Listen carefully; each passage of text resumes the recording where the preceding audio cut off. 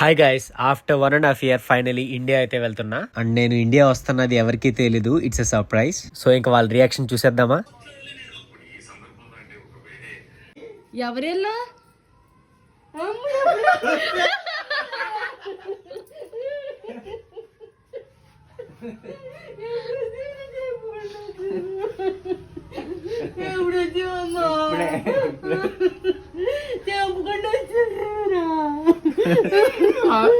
ఎవరమ్మా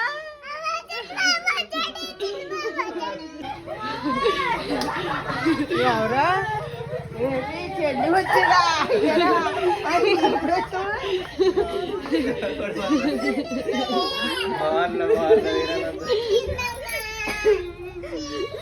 పెద్దమ్మ ఎలా ఉన్నావు? బాగున్నావా?